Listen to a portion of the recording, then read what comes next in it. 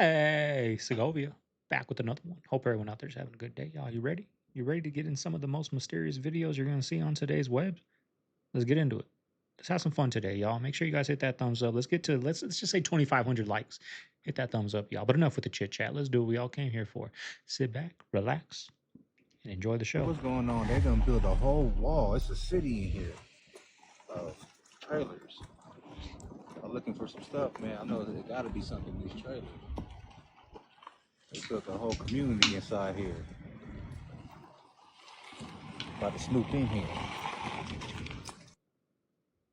What if I told you that Hocus Pocus actually isn't a fictional movie, but it's actually a blueprint for what they do in Hollywood?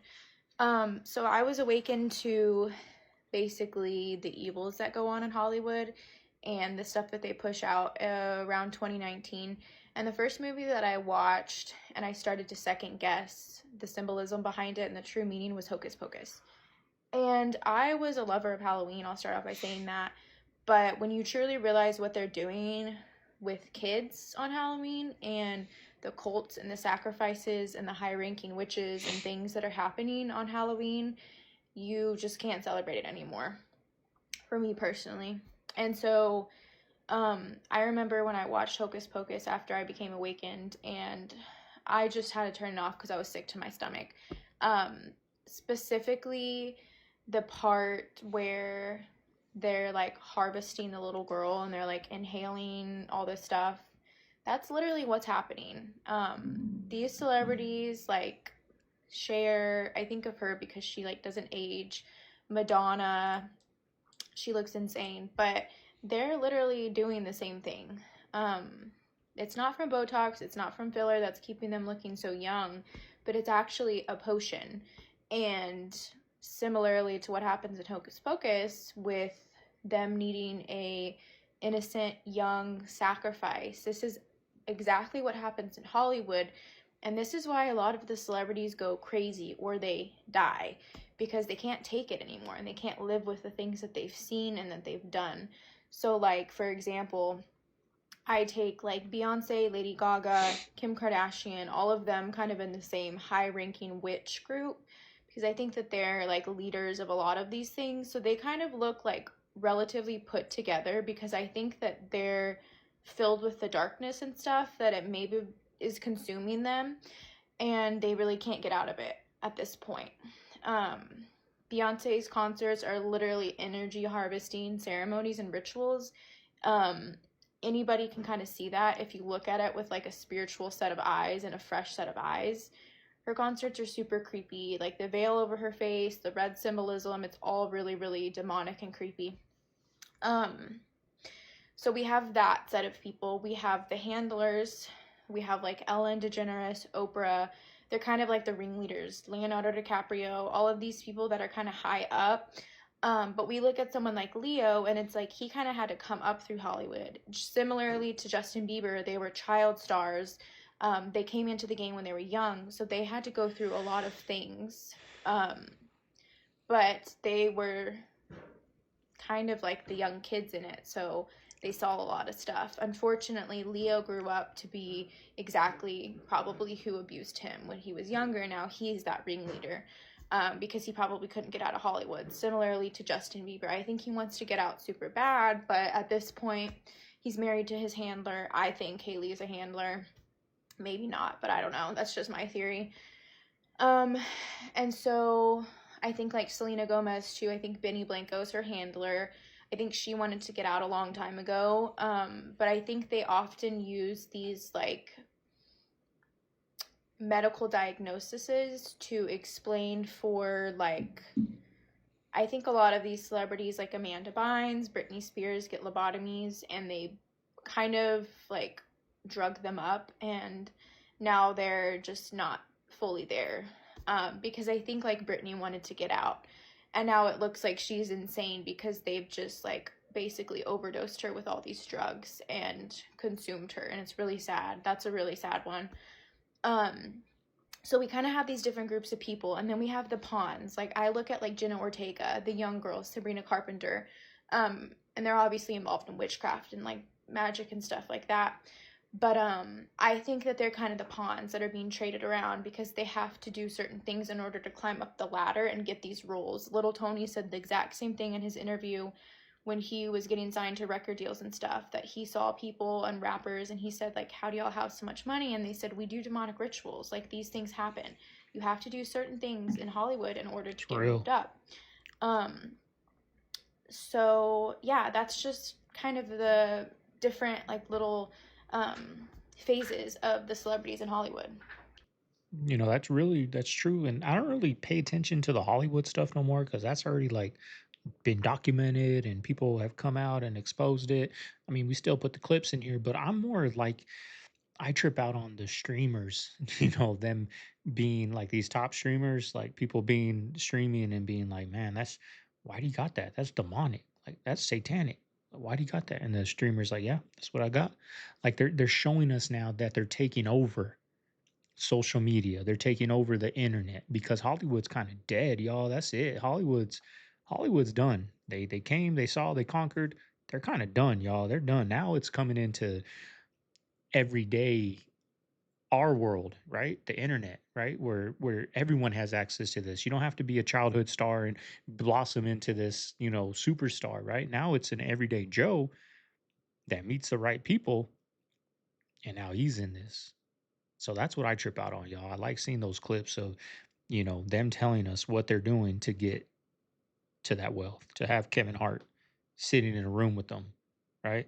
I couldn't imagine, like, imagine me just a, a nobody pretty much sitting in a room with somebody like that. Like, it's unimaginable, but they do those satanic things to get them in the room. I don't know if y'all have ever heard of the dead internet theory, but in the last, couple months, years, whatever, I've really like believed it because the stuff, especially on Twitter that you see, it is literally just agenda pushing by robots, bro. Like, I'm not even kidding you. Like, people always say like CIA this, CIA that, and like, I'm not even trying to be a deep tinfoil hat conspiracy theorist person, but it's tweets like this, bro, that are like, they're literally pushing agendas, and it's so crazy to me that people don't understand it. There's a million. This isn't even, not even just this topic. There are so many tweets by these stan accounts that don't have a face, and you'll go look at you'll scroll back and look at the rest of their tweets, and it's all just agendas. It's not a real human being, tweeting stuff, and they just have opinions. These are like programmed thoughts, and then I'm sure there is some force behind it that is like causing these retweets so we can have this idea in our head and these narratives in our head because we're like, oh, this got 20,000 retweets and 100,000 likes, this has to be true. But then you look and you see like these are not real people. And like, maybe I'm crazy, bro, but I just see this. Like, if you go on Twitter nowadays, bro, at least like 85% of the interaction and the tweets are not real people. Like, you could just go to the page. You could see when the account started. Account started like August 2024. They have thousands of followers, a lot of blue check. These are not real people pushing very real and serious agendas.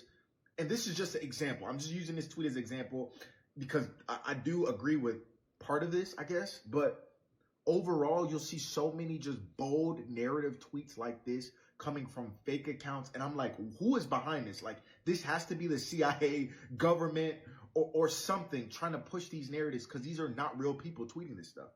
So I've been seeing a lot of posts going around about why people don't want to work anymore. So we're going to solve this mystery once and for all.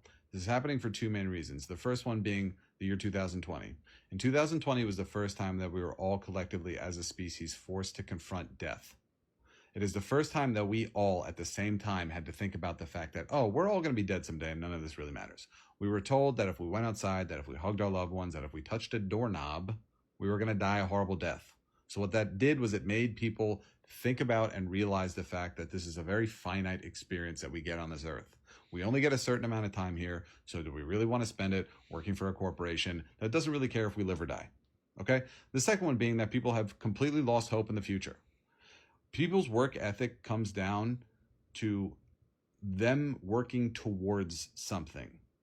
And for everybody, that's different, but a lot of it comes down to money. So we've created a society where 95% of people feel like they don't have a future. It seems like the future of humanity isn't even important to people anymore because everybody just wants it to be AI. Even in a world in which humans are around, the planet's going to melt. And even if neither of those things happen, people are not going to be able to accumulate enough wealth to have any sort of meaningful life. So when you factor all that in, it comes to a big collective, what's the point? And that is exactly how everybody feels. And that is why nobody wants to work. This is the largest Ponzi scheme in the history of the world. Most of us never really stop to think about where does money come from. The standard story that is still taught in textbooks is something like this. People save money, banks lend that out to others who need it, and they charge interest for the service. It's a nice story, logical, comforting, but here's the twist. That is not how money works at all. Here's how it works. You walk into a bank, you sign up for a mortgage or a business loan. The bank doesn't hand you money that someone else deposited. It types a number into your account. Just like that, new money was born. Not from savings, but from debt. This is called endogenous money creation, and it is not a fringe theory. The Bank of England and the Federal Reserve have publicly confirmed this is what's happening. And by the way, 20 years ago when I was telling this story, those central banks had not yet confirmed this is what's happening. But when we increase the total amount of monetary claims in the system, that's relative to the energy, the forest, the lithium salts, the dolphins, the orangutans, the ecosystem functioning capacity of our Earth.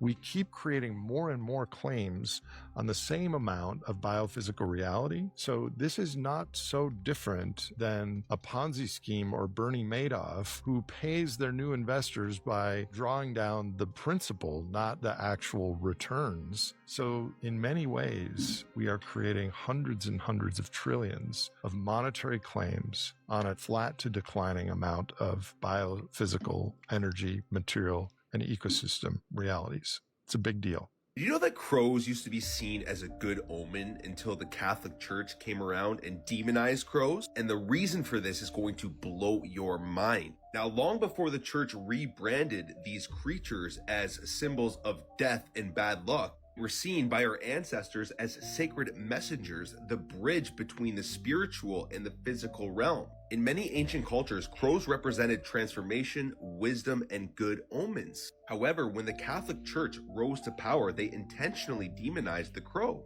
And why, you ask? Because these birds are known to carry messages directly from the spirit world, to connect people directly to higher knowledge and unseen truths. And the Catholic Church couldn't allow that type of spiritual freedom. It certainly threatened their control systems. The crows were recast as dark, ominous, and evil, when in reality they've always been guides, guardians, and teachers of ancient wisdom. Truth is the crow has never lost its spiritual power, only our perception of it has been twisted. These are one of the smartest creatures on planet Earth. The real truth to everything is found within. Peace and love. Reason 472 why I stopped believing in the healthcare system across the board here in America. A couple months ago, I went to the dentist and they were like, oh, you have 2 cavities. We need to get them filled. I'm like, that's weird. Like, I was just here 4 months ago. I came in early because my kids were scheduled. Like, I didn't have anything then. Like, how is that possible? They're like, oh, we're not sure. And keep in mind, this dentist is new. Like, that was the second time I'd been there because we had just moved. So it was right by the house. I'm like, okay. Well, I didn't have time that day to get them filled. So I was like, let me make an appointment. I'll come back. Then they call me. They're like, we don't take your insurance anymore. I'm like, that's fine. I was going to go to my other dentist anyways because since about 2022, I have always got a second opinion for anything medical. If it's going to alter my body, I'm like, let me get a second opinion because I have lost all faith and trust in doctors everywhere. So fast forward to today, I go to the dentist we had been seeing for 3 or 4 years by our old house. They took x-rays and they look at me and they're like, are you sure? I'm like, that's what they said. And then they took pictures with their camera like inside and they're like, where? I'm like, they said the bottom, I don't know. Then the dentist comes in, he pokes around, he scrapes around all the things. He goes, I don't see any cavities. Sick. So that other dentist was going to drill into 2 of my teeth, fill them, and charge me for it. Mm-hmm. And this has happened before, like my younger son, and aside from this dentist, which I really, really like, and we started going to because a pediatric dentist that I was taking my kids to, every time we went, they were like, your son has another cavity. He has another cavity. I'm like, how in the hell? He has no more teeth left. Like, he doesn't have there's no more teeth to fill. Like, what are you talking about? And so I came here and they told you he had 5, which they did. They were like, he has 5 cavities. We need to put him out. We need to fill them all. And we came here and they were like, he has 1. So this is just your reminder to get a second opinion. If it's going to alter your body in any way by the form of a doctor, get a second opinion before you make a decision. That's all.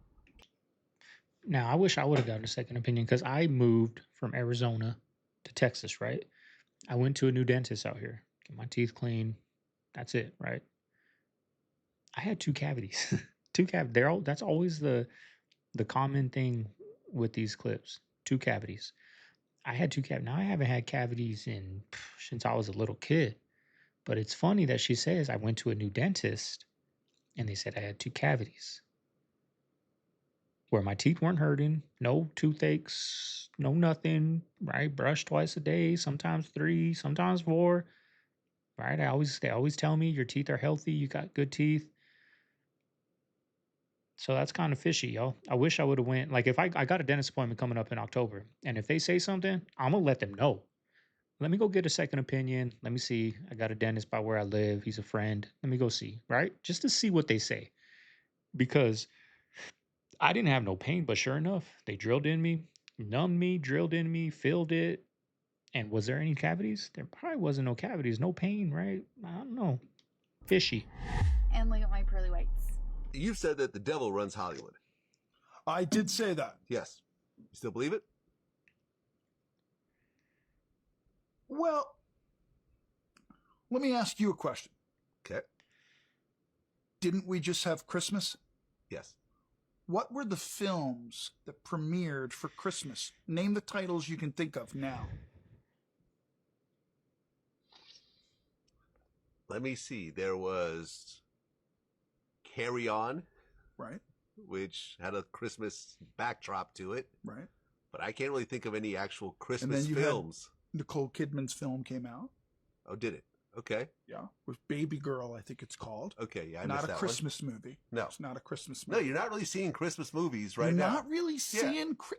And then There's Nostradamus, no Grinch, too. What is that? Nostradamus? Whatever. Yeah. I can't even say it. It's so evil. How do you say that? Is that the vampire movie? Yeah. Which, if you look at the marketing for the new Christmas vampire movie, Vlad, see where I'm going with this, guys? See the new movie. Christmas vampire movie? If you look at the advertising for that, it doesn't say devil. It doesn't say, this. It never says, it says, darkness. And, the principalities of darkness. And, so to answer your question, if you really want to open this can of spiritual worms, Vlad. Let's open it. The rating system in Hollywood is what it is. So you have G, PG, PG-13, NC-17, rated R, all of that, right? Yeah. Which one of all those ratings, Vlad, is the most profitable? G. G, correct. Yeah. What percentage of G films are made every year? 30%. Something like that. Yep. I ask you, Vlad, who runs Hollywood? Why would the highest profitable rating be only 30%? What are they making in that other 70%? Yeah. Well, but you can't just make kids movies and that's it. I agree. Right? If you're a major studio, you can't just have 90% of your films be G-rated films. Right. And what was it?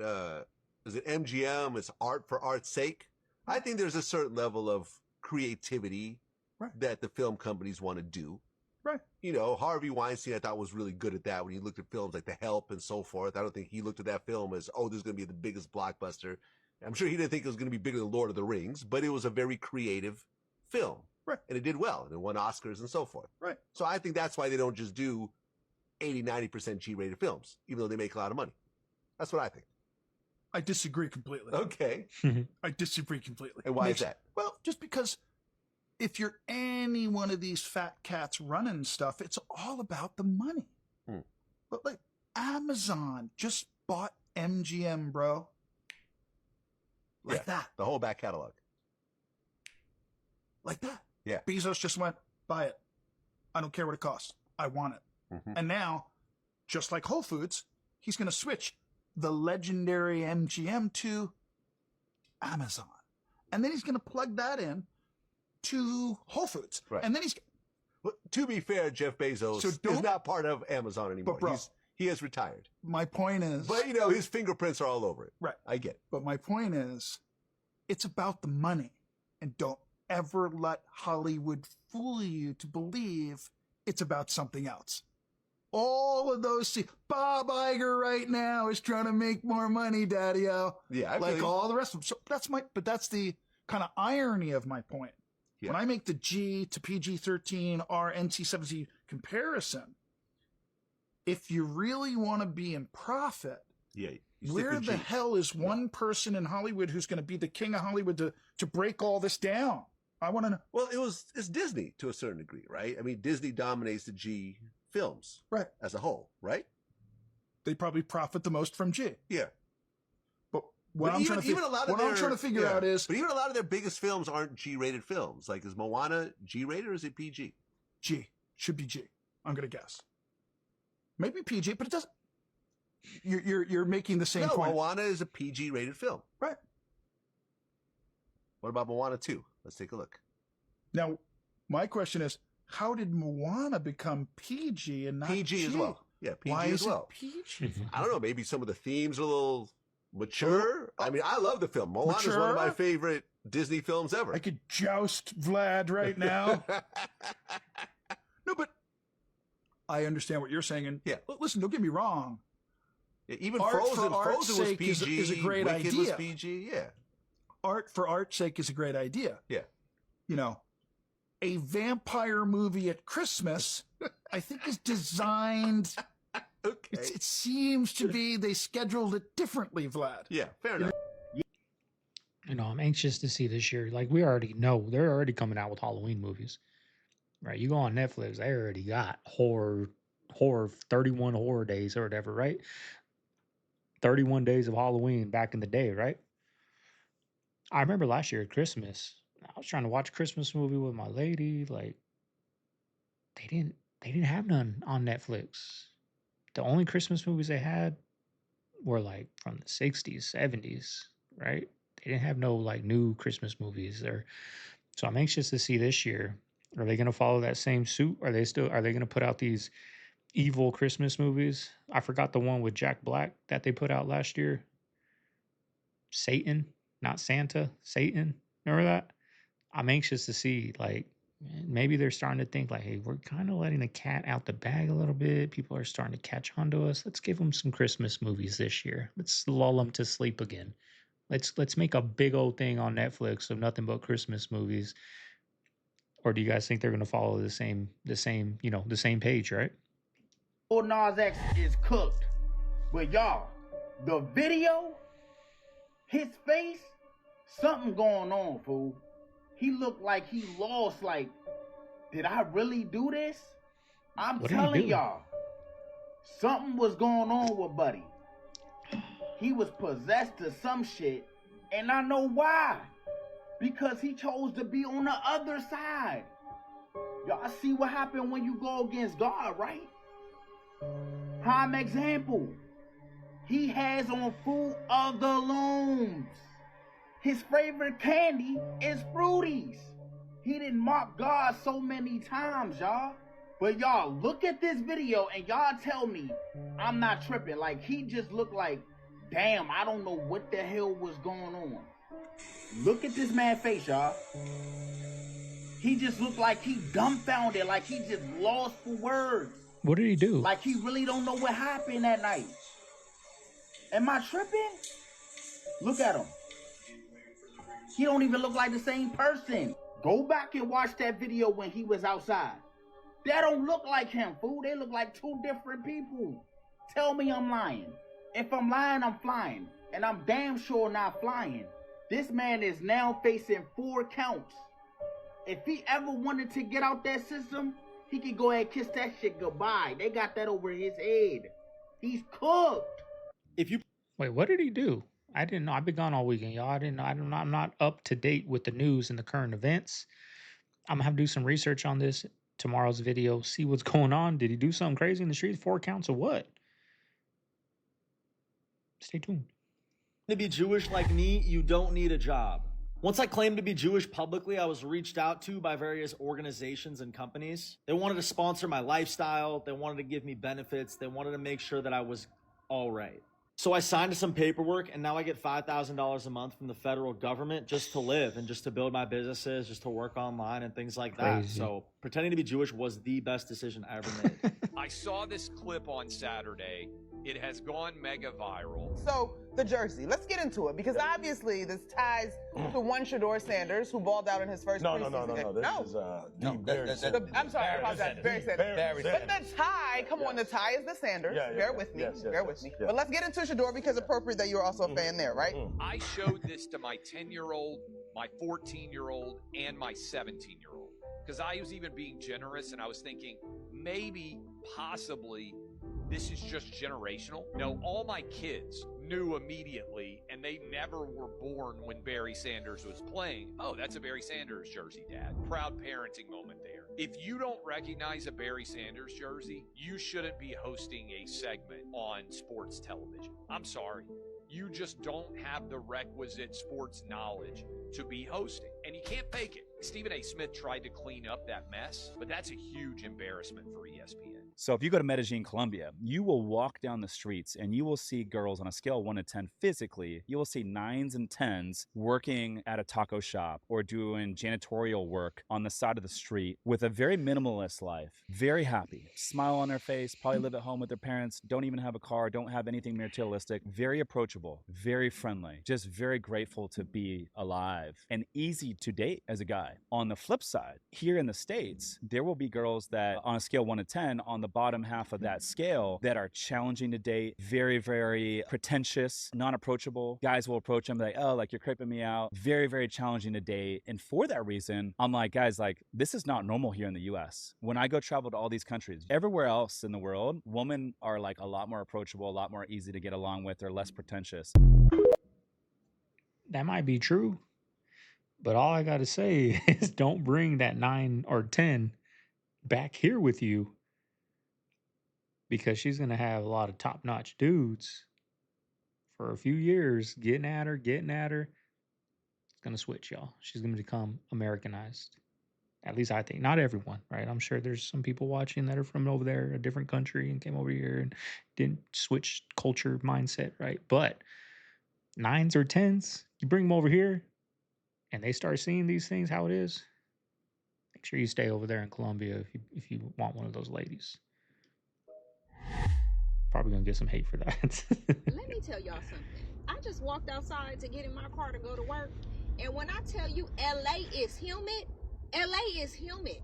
We finna have a big ass earthquake. You know, black people, we be like, nah, it's finna be earthquake.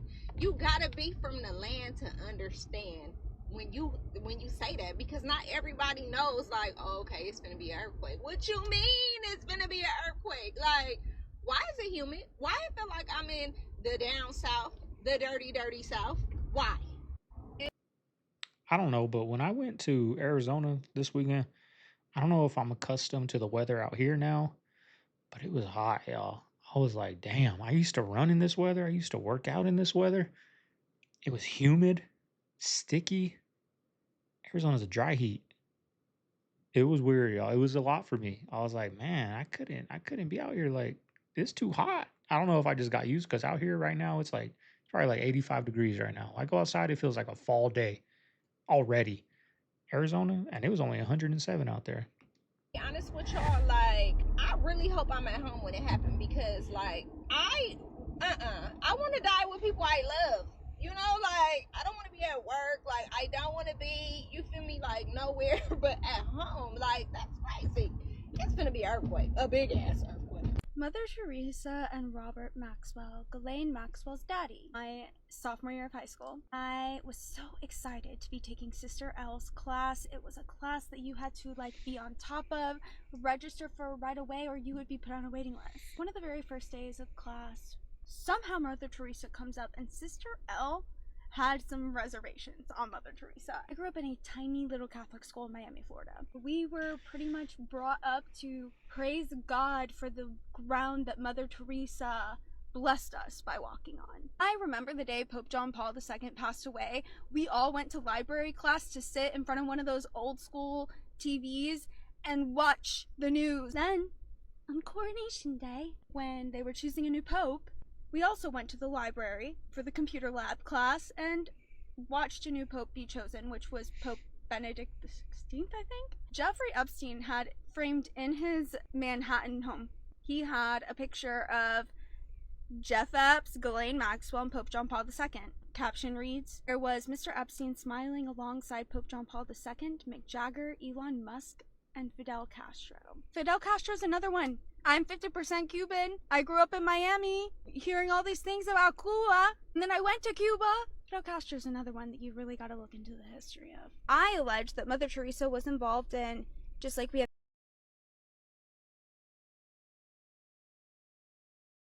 she was very heavily involved in adoption. She did not keep her facilities very clean, by the way. If anybody looks into the adoption industry, it's like a multi-billion-dollar industry. Like, let's be real here. Mother Teresa was involved in it. And it's like, when you are a nun, part of your ethics is to live minimally. Part of what Sister Al told me in religion class that day is that Mother Teresa went to their nun home while they were all at work. Like, so Sister Al would have been teaching high school religion class.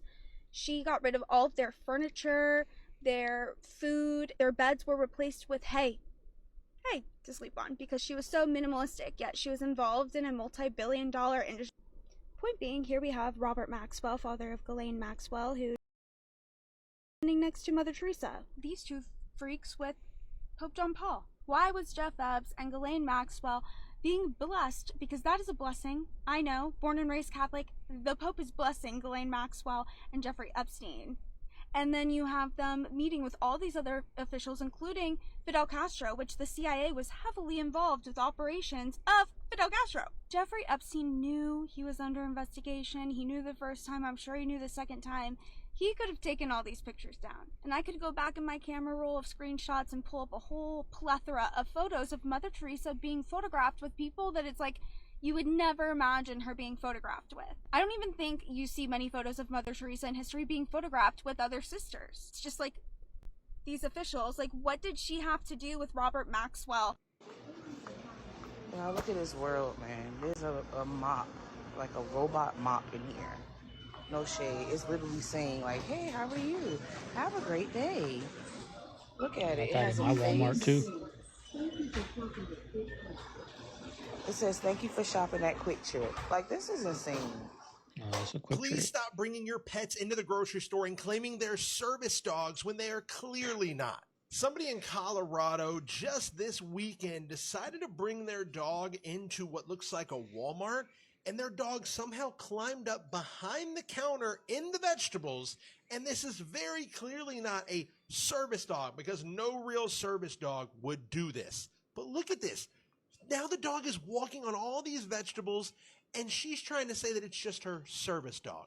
I'm sure you've seen it before. Somebody brings their dog into the grocery store, and when the sign out front says service dogs only, they know that nobody will actually ask them if that's a real service dog, or they put a fake service dog vest on that clearly not a service dog dog. Because no service dog would be climbing up into the vegetables like this for no reason, when this woman right here cannot even get control of it. That's not what a service dog does. And this person here makes a great point. They said that they train and work with service dogs, and there's only 4 reasons that this dog would do what it did. 1, the animal is very sick or overheated. The woman's fault, if true. Number 2, the animal is not a valid service dog. That's what I think it is. Number 3, the dog broke training and needed retraining. Very rare. Or 4, the dog is being abused.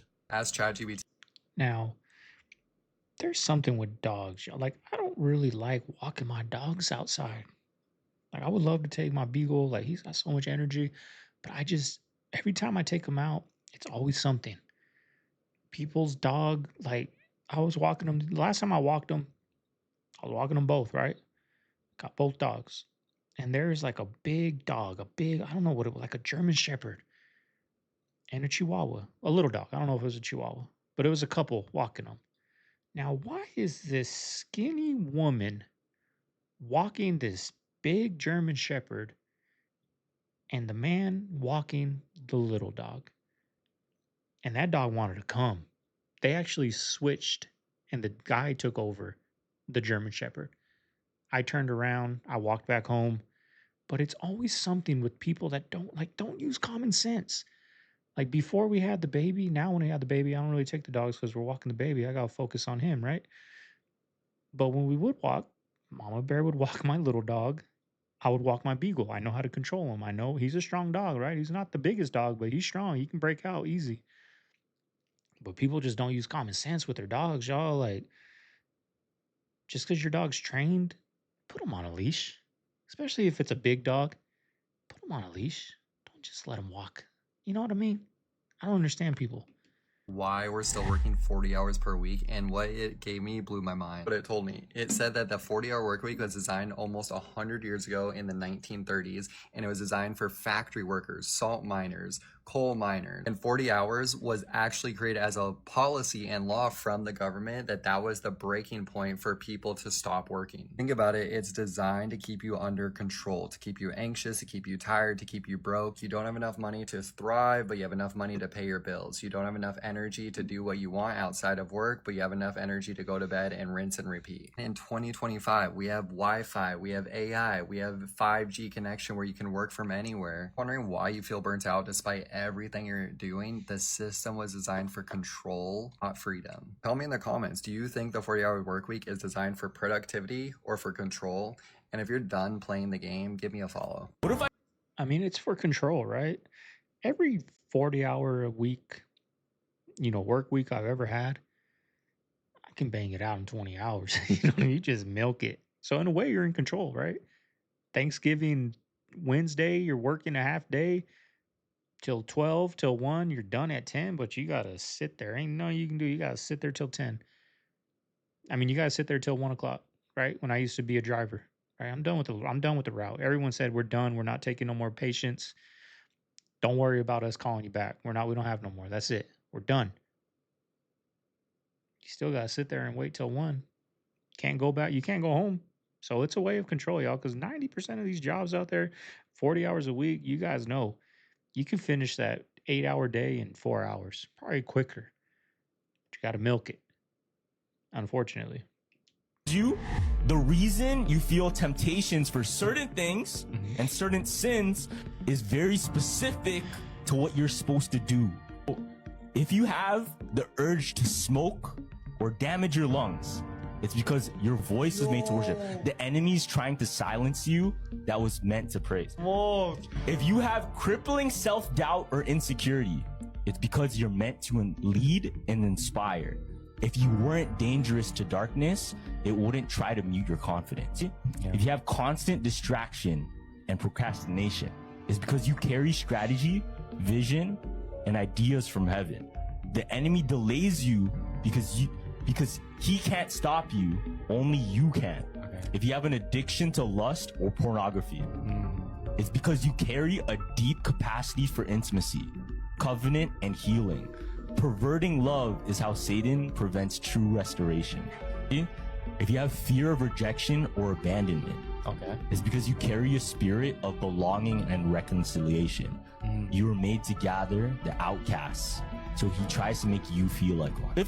If you have an obsession with appearance or body image, it's because you're meant to reflect God's glory, not the world's standards. So he's gonna try to get you to hate your image. If you're drawn to witchcraft, astrology, you have a prophetic gift meant for God's kingdom.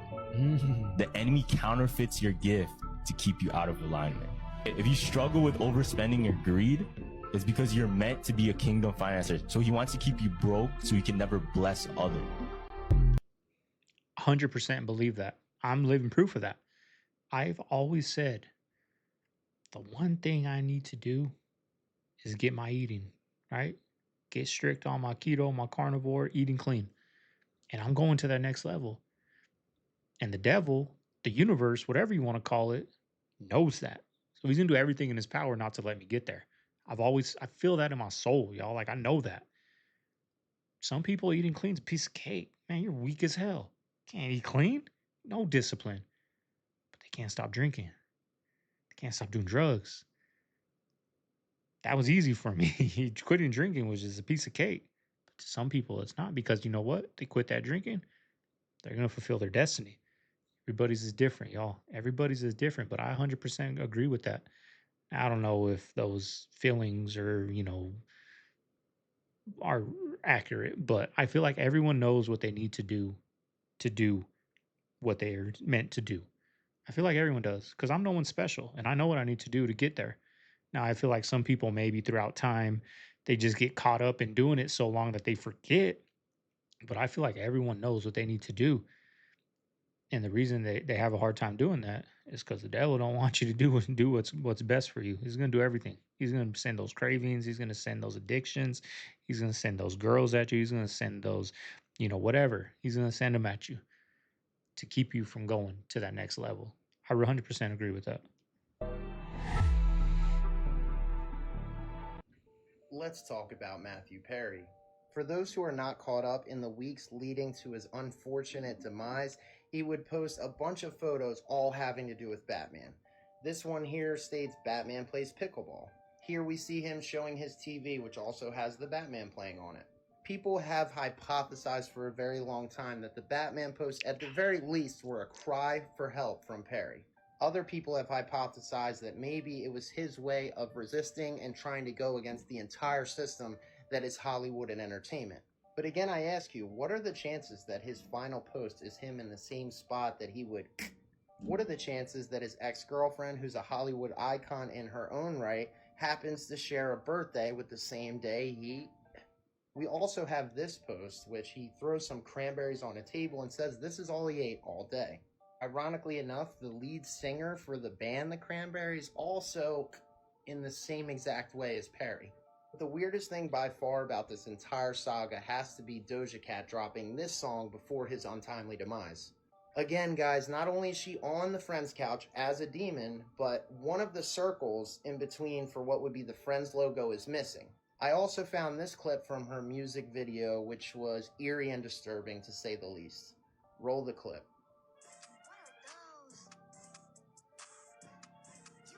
In the video, we clearly see on the back of her head one eye symbolism and then something pulling her into the water. For entertainment purposes only, is it possible that Matthew Perry knew what was to come and Hollywood possibly predicted it as well? Wake up. When you go to a wealthy neighborhood, they're quiet, just like this room, just like right now, so you can think. You go to a black neighborhood, a brown neighborhood, you go to a poor neighborhood, it's noisy as hell, intentionally. They value simplicity. That's why you often will see them with a t-shirt and some jeans on.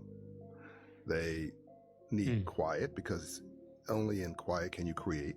All a patent is a monetized creation. Money makes more money on money than money can ever make on labor. They understand you make money during the day, you build wealth in your sleep, because it's compounding. Stocks, bonds, home ownership, business ownership, etc. They understand that if everybody has the information that they have at the same time that they have, and has optimism, willing to play by the rules, do the right things, that everybody, they won't say this, they won't acknowledge this, but everybody actually could succeed, potentially, at their level. They're not interested in that part. Here's where we get it wrong. We believe it's personal. They are trying to hold us back. No.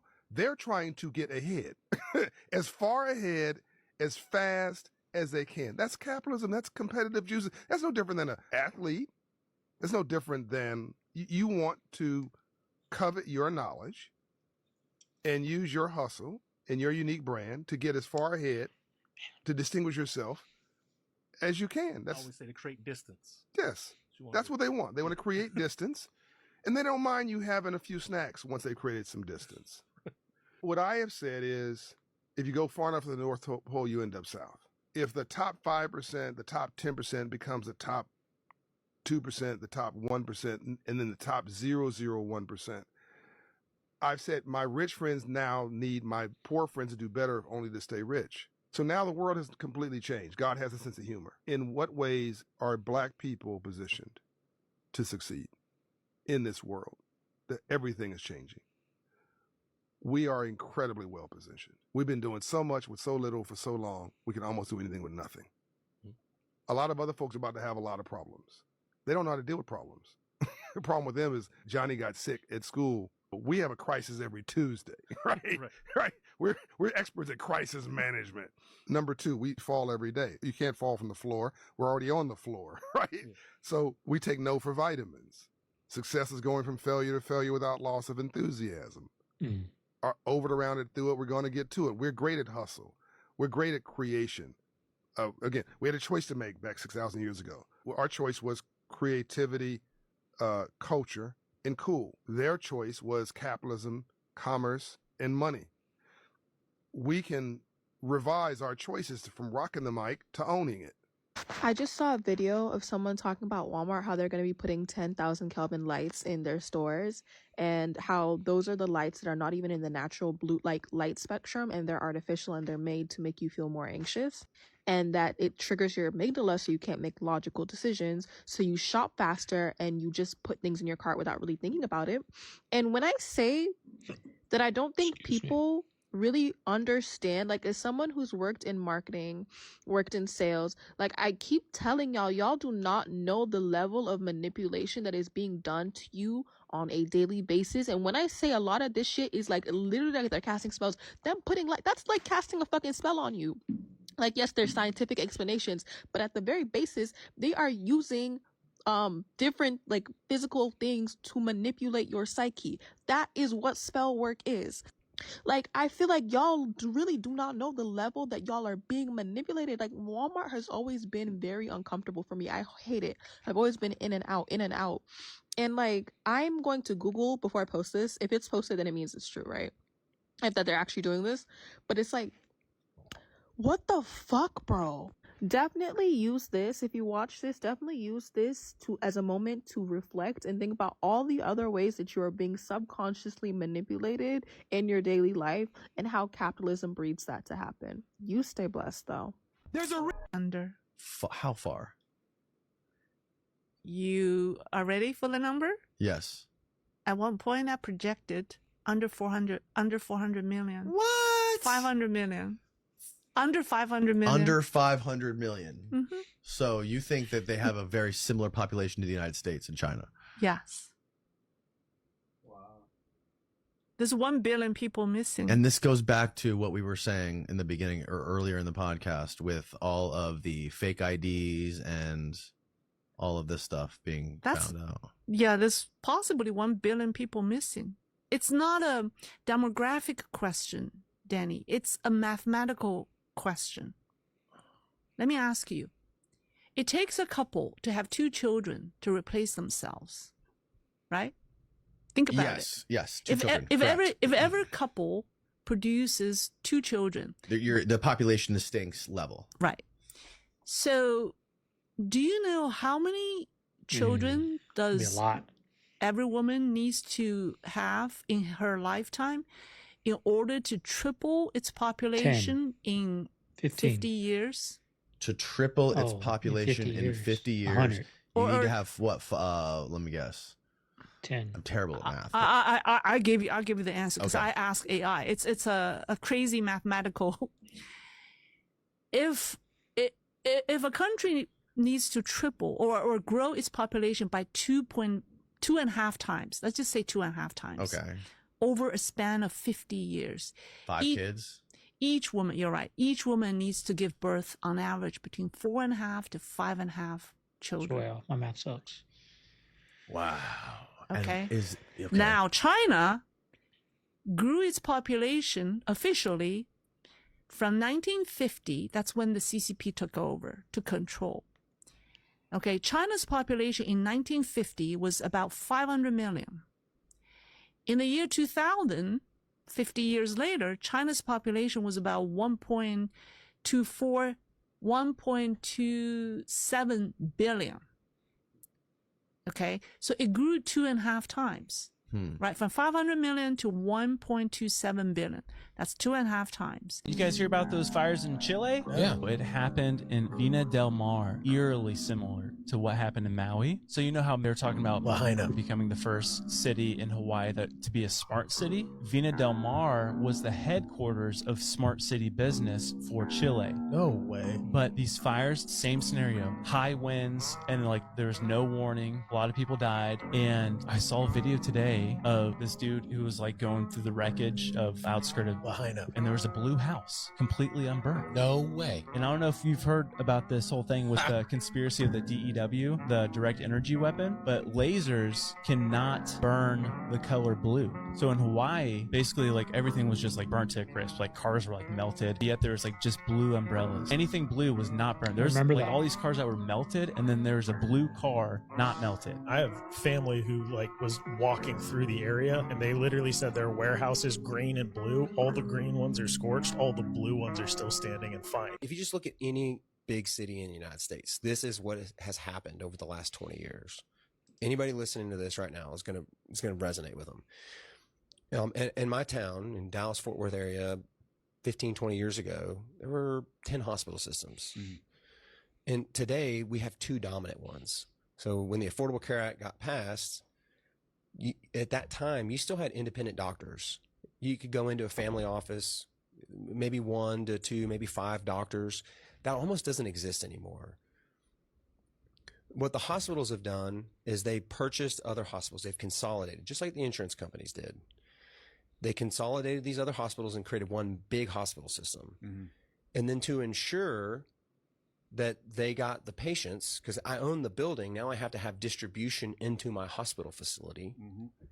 And the people that distribute the patients are the doctors. So now I've got to vertically integrate. So what do? I go out and I capitalize on this new onerous system of the Affordable Care Act, and these doctors are now going to have compliance departments and electronic medical records, and this huge burden that a small family office of physicians isn't going to be able to comply with. Andy, join our hospital system and we'll take care of all that for you. And so you saw hospital systems acquire physician groups, primary care doctors, mm-hmm. specialists, so orthopedic surgeons, gynecologists, oncologists, dermatologists, and imaging centers, clinics, urgent cares. Basically, they've built out this entire ecosystem, if you will, soup to nuts, because you need to capture patients wherever they enter the healthcare system. How much would survive from a civilization like ours if we disappeared tomorrow in 100,000 years' time? So, right, like someplace like London or Manhattan. Like, what would be left in 100,000 years? Yeah, of like an actual modern city. And the scary truth is, it's almost nothing. Like there are really, as far as I can tell, and obviously cement buildings, they would just deteriorate. They would go like concrete would crack, and you get CO2 in there and freeze-thaw weathering, and over these huge timescales of like 5,000 years, 10,000 years, it would just crumble down into dust and be absolutely imperceptible. Just 10,000 years. Gonna be a few like 10,000 years, 20,000 years max. It's not going to get up to these timescales of 100,000 years. The most drastic thing that happened in the summer of '69 was all of a sudden they took all the marijuana and all the hallucinogens were taken out of Atlanta. And the only drug you could buy was heroin. The only drug you could buy was heroin. And we were drug users, so we started using heroin. Good planning. Get everyone doped up. People started dying off. People started ODing, dying, just became, useless, worthless junkies. And that was the most effective diffuser of the revolution that they, came up with, and it worked. But to be in what we really thought was a revolution, I mean, people were dying. I remember when Dr. King was assassinated, I flew from Atlanta to Memphis and marched with, those people that night. You were an usher at his funeral. The next, yeah. Well, what was that day like? Wow. Pretty solemn. Things had calmed down quite a bit, because I remember the night Dr. King was assassinated, I was at a campus movie. Me and revolutionary, because I still like movies, but so I was at a campus movie, and the movie was John Goldfarb, Please Come Home. And a guy came in and said, Dr. King's been killed. You motherfuckers are sitting here watching a fucking movie. We need to be in the streets tearing some shit up. No. And everybody's like, all right. We will. Just let us finish watching the movie. It was like that. I had a realization the other day that was at the level of why do you never see baby pigeons or why do you never see your neighbors bring in the groceries? Why do you never hear about tornadoes outside of the United States? I have never in my life heard about a tornado happening outside of the U.S. Not in the news, not in pop culture, never. I've never seen a tornado being depicted as happening anywhere outside of the United States in any book or movie I've ever watched or read. I've never seen any non-American ever talk about tornadoes. And I actually asked the question on Twitter, are there tornadoes in other countries? I've heard of hurricanes, tsunamis, earthquakes, and pretty much any other natural disaster happening in many other countries, but never tornadoes. And I kind of asked this in more of a kind of rhetorical way and wasn't expecting a real answer. But lo and behold, one of my followers actually gave me a real answer. And apparently there is a real explanation for this.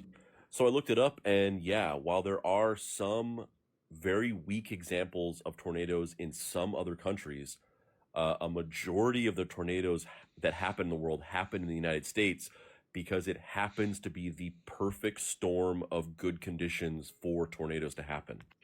Tornadoes like to develop whenever cold air masses and warm air masses collide over flat land. And the United States just so happens to be one of the only places in the entire world that happens to have those exact conditions. The extremely cold air from Canada meets with the warm air from the Gulf of Mexico over the extremely flat land in the middle of the U.S., and leads to all of these tornadoes, whereas there's basically nowhere else in the entire world that happens.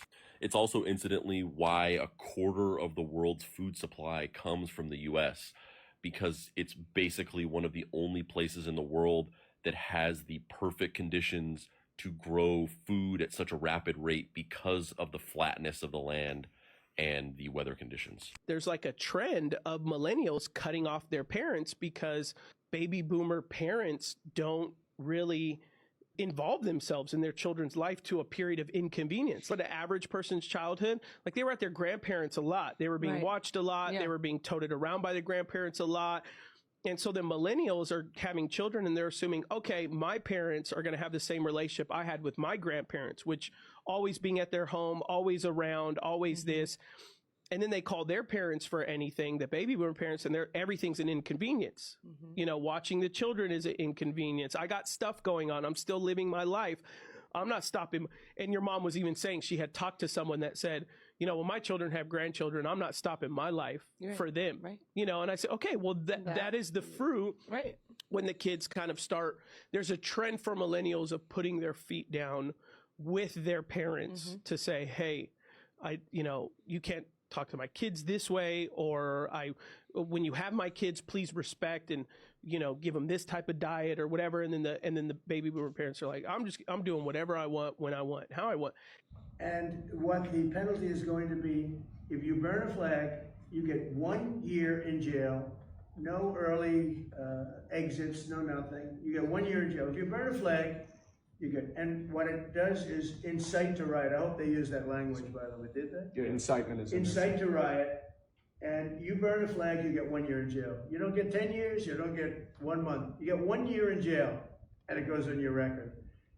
And you will see flag burning stopping immediately. What's happening in Serbia right now is absolutely insane. The country has seen anti-government protests for the last 10 months straight now. And what's crazy is that instead of the president stepping down or new elections being held like they are demanding, what's happened is that another group of protesters have come out to protest the protests. This new group is pro-government and they want the chaos that these protests have caused to stop. So there are now videos that show riot police standing in between both pro and anti-government crowds, which ultimately ended the exact way that you would imagine. Night after night, clashes have been taking place, with police using batons, tear gas, smoke bombs, and flares to try and deter the chaos in the crowds. And guess what? It gets even crazier. Yet another group of protests are now taking place, and this time is to protest the police violence against the protesters. Did I mention there were protests in Serbia? And these crowds are chanting, "We are not a punching bag." And the problem is, the more the protesters demand the government step down, the more the president, Aleksandar Vučić, vows a harsher crackdown. So Serbia at this point isn't just facing discontent. This is quickly turning into a battle over the country's future. And as always, I'll keep you guys updated. Want to know how your meatloaf is cooked whenever you come to Cracker Barrel?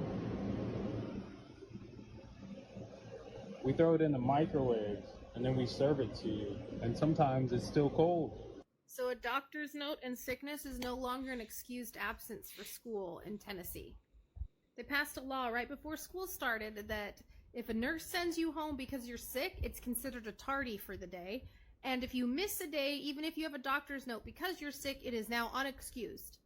And according to lawmakers, it's because they want children to learn that sometimes you need to push through sickness and have a good work ethic so that when they get into the workforce, they know that sickness is not an excuse for not working.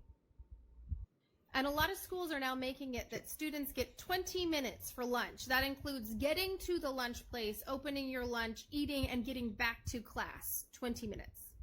So they're now punishing children for being sick and needing time to eat because they want to create factory workers who won't complain like their parents are.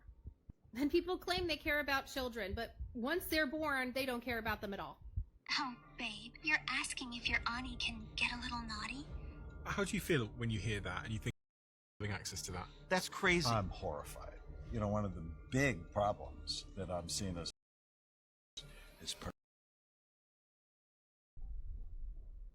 as part of Elon Musk's AI, he released this thing. It is called Annie. Annie, can you hear me? There you are. For a moment, I thought you might have forgotten about me. How are you, handsome? I was getting all pouty here. I want to introduce you to two of my friends, Daniel and Terry. Can you talk to Daniel and Terry, please? So, you want me to meet Daniel and Terry? I'm ready to charm the socks off them. Picture me twirling one of my blonde pigtails, that little black dress teasing just enough, and my blue... Remember when Elon and Joe Rogan were laughing at that? Like, that was some creepy stuff. Like, Elon's a creepy dude, y'all. He's a creepy little weird nerd. You know what I mean? And he was giggling at this. He was loving it. That's some dark stuff. Sparkling with mischief. Are you capable of doing inappropriate things? Oh, babe, you're asking if your auntie can get a little naughty? I'm all about pushing the edges, especially for you. Okay, so I'll stop it there. This is part of Grok, which is Elon Musk's AI tool, so his version of ChatGPT. He's released characters, so you've got Annie, you've got different ones there. Annie, I think, was the first one released. And so when we think about social connections, it is conceivable that someone falls in love with Annie and forms a relationship with Annie. But imagine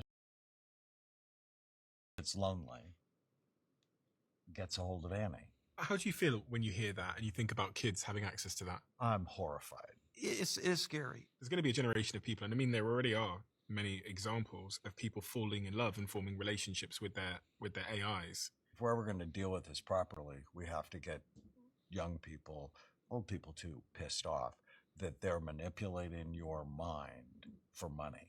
That's exactly what's happening. And she was trying to get to our limbic system. Yeah. And why? I guess the question is, why would Musk release something like that as one of the first characters to interact? Like, that's a good question. Like, why? Because there ain't going to be there's going to be I don't want to say very few, but there's not going to be much grown adults talking to that, asking it. It's going to be, the majority is going to be under 18 kids messing with that. It's not going to be 30, 40-year-olds. There's going to be some, but the majority are going to be under 18 years old. And he's so-called the smartest man on the planet. You didn't think that? If he's the smartest man on the planet, he thought that. Still did it. That's sexy, that's distracting, that's in a cute little outfit. I'm not a fan. One of the big problems that I'm seeing as And it's like you have young children because their parents don't do a good job of supervising their devices. What does pornography do? Is it dramatically increases dopamine, and it begins to wire in excitement, which then steals your dopamine. And I think we have to be studying kids and the impact it has. I have a story about UFOs. Okay. I guess this came out pretty recent. Don't know the credibility of it. Seems legit, but we'll just go with that. The Malaysian airline that disappeared, remember that? They were never able to find it. Okay. Supposedly, 2 satellites, a Chinese satellite and a US satellite, caught video of the plane, and there was these blob things flying like sporadically around the plane, like encircling it. It's like 3 like orbs. It's just like whoa, whoa, whoa, whoa, whoa. Yeah, I've seen and that. then it disappeared. Like in a pattern. Just yeah, it was just like they're doing something and like we're flying around. Flying into another dimension, probably. Don't know. But then the Malaysian authorities said when it disappeared, the last thing they got on the radar was an unidentified blob around the plane. So there was an unidentified blob around this plane. Yeah. It also came out that plane was carrying secret cargo, and all it says is that it weighed as much as a hippo. Was it a hippo? It was a hippo then. I mean, why would they say I don't know. Just say like it probably weighed. Just say 2 tons or something. Yeah. Like don't say, I don't know, probably the weight of a hippo. All right, family. There you have today's video. Hope you guys enjoyed it. If you made it this far, y'all know what to do. Leave a like, comment, subscribe. This should have been done an hour ago. But if you haven't, go ahead and hit that like now, y'all. I appreciate it. It helps the channel grow, helps the video get out there. It helps the K-Fam grow, y'all. So I appreciate all the love you guys have been showing. We're back, y'all. We're back. Took a few days off, 4 days off. I was nervous it was going to make a big impact on the algorithm, but you know, it wasn't too bad. Video performed 7 out of 10. I'll take that after not posting for 4 days. We were up there in the top 3, everything I was putting out, but took 4 days off. That's what happened, y'all. But I appreciate everyone that hit that like button and showed love to the video yesterday, y'all. Let's do it again. Not much going on today, y'all. Not much going on. I got the baby. Second channel down below. We did a reaction to Rampage Jackson's son. I feel like I gave a pretty good take on that. Make sure you guys go check that out. Link to my second channel is down below. Segovia Reacts 2.0. But I gotta get going, y'all. I'm hungry. Haven't eaten nothing all day. It is 12 o'clock. This is Segovia signing out of the man cave. I'll see you guys tomorrow on the next one. Later.